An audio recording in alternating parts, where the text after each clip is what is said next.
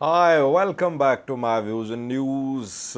Breaking news for you from the Amhara region of Ethiopia.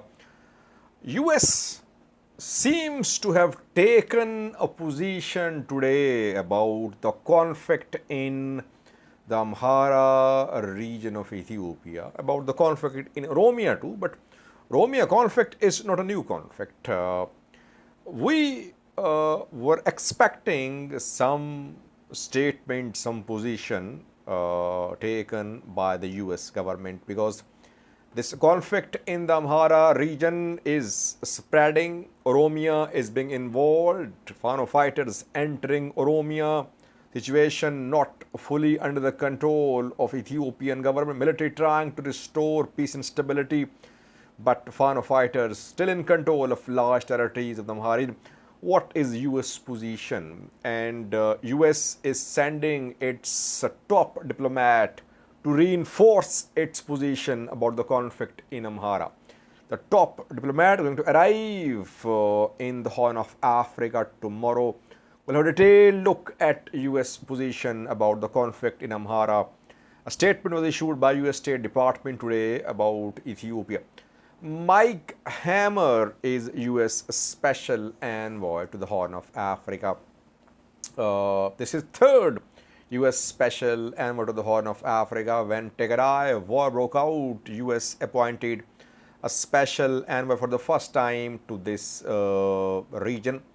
Mike Hammer successfully led US efforts to take the two warring parties to the table. When there was war in Tigray, talks were held in Djibouti, then in South Africa, and ultimately the two parties agreed on Pretoria deal. Now it seems that he is on a new mission. Mike Hammer will arrive in the Horn of Africa tomorrow for 12 days. A long visit of the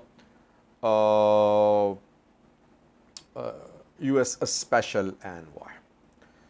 He will visit two countries only, Kenya and Ethiopia.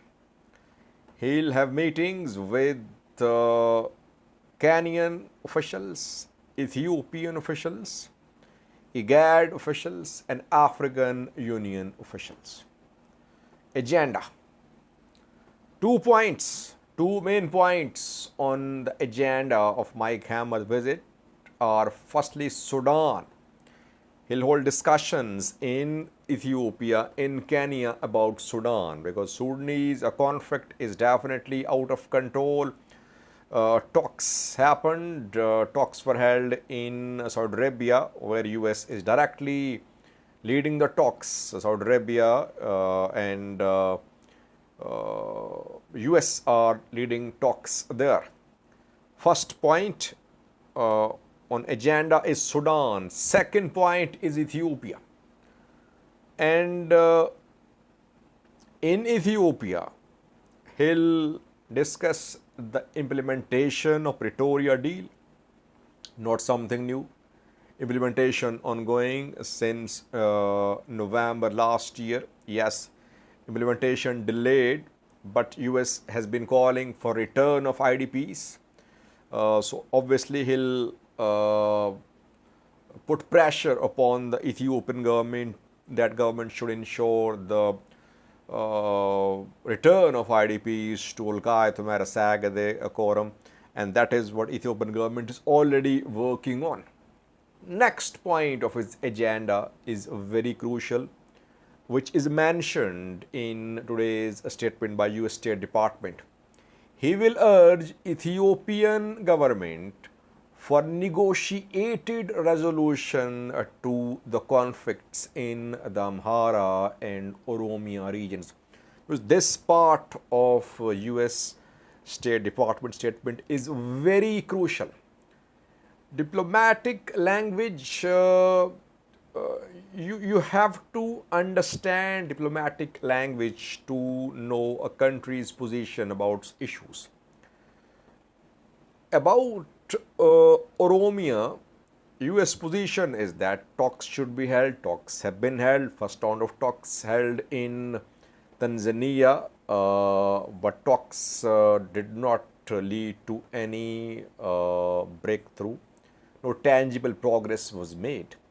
But by talking to Ola, Ethiopian government recognized Ola as a player, as a stakeholder in the Oromia region. Talks were held. No such talks have been held between Ethiopian government and Amhara region based groups. So US position is that US wants talks to resolve the conflicts in both zones, both regional states. It means that US has confirmed today that groups operating in the Amhara region are stakeholders. That is how we can conclude reading the statement of US State Department. By the way, what is Ethiopian government's position? Ethiopian government says that groups fighting security forces in Amhara are robbers, extremists, terrorists. Government does not recognize them as stakeholders, as parties with which talks can be held. US position and Ethiopian government position poles apart. US has taken a position which it wants to reinforce. That is why Mike Hammer sent for 12 days. Now, it's a very important development for those who can understand diplomatic language. US always considered the TPLF, Tigray fighters too as stakeholders, but Ethiopian government did not recognize Tigray fighters as stakeholders. Ethiopian government kept on labeling them as terrorists, extremists, as working to dismantle Ethiopia. Later, Ethiopian government had to accept Tigray People Liberation Front, Tigray fighters as stakeholders, and talks were held. Is Ethiopian government ready to accept Fano factions as genuine stakeholders with which talks can be held? Let's see. We'll have to wait. US has made its position clear. Mike Hammer will hold talks in Addis Ababa and will have to monitor his meetings in Addis Ababa. Who is he going to meet in Addis Ababa? With government officials, with leaders from the Amhara region, with the civil society organizations from Oromia, Amhara, with some activists too. That we'll see in coming days. It means that this visit is going to lead to pressure upon Ethiopian government. Ethiopia cannot afford to be at odds with the US.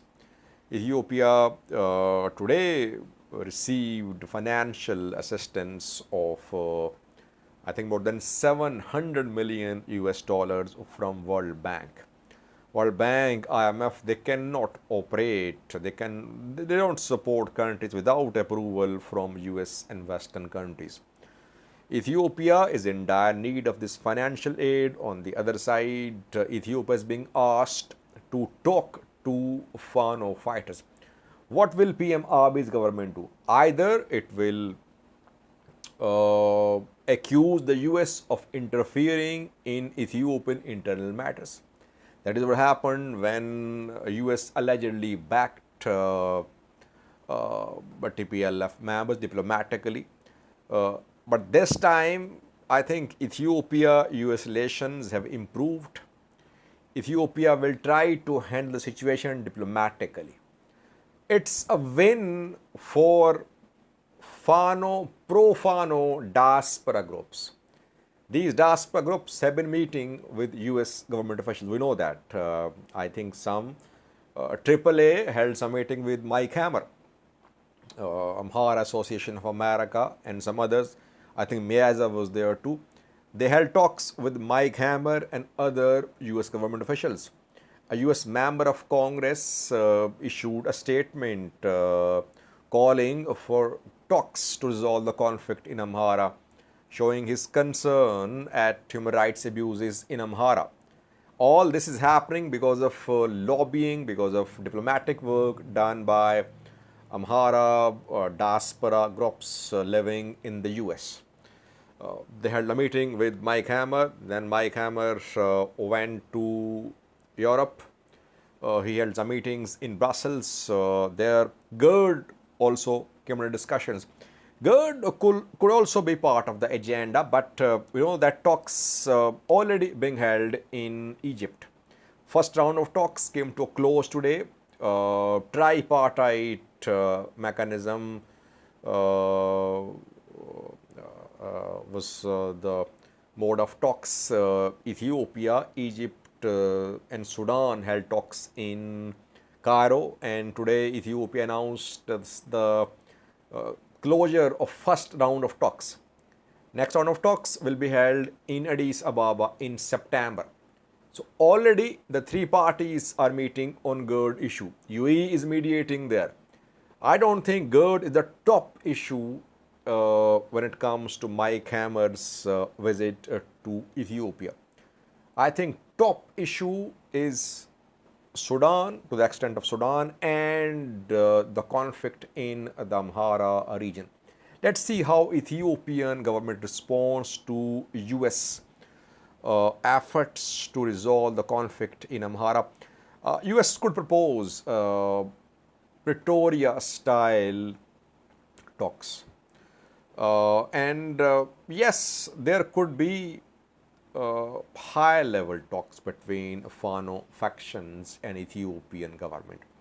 I don't think that Ethiopian government and Fano fighters can resolve this conflict on their own. No. You need third party, you need serious, meaningful engagement, which has been missing so far. Government did not make any serious, meaningful effort to talk to Fano fighters. Fano fighters have been resisting negotiations offered by local level leaders, by regional president, former Yilkal and others. Either they're going to reject talks altogether, or they want some third party mediation in talks. So let's see. I see Mike Hammer's upcoming visit very crucial. Let's hope that this visit leads to some breakthrough to resolve the conflict in Amhara through diplomatic means. Thank you for watching.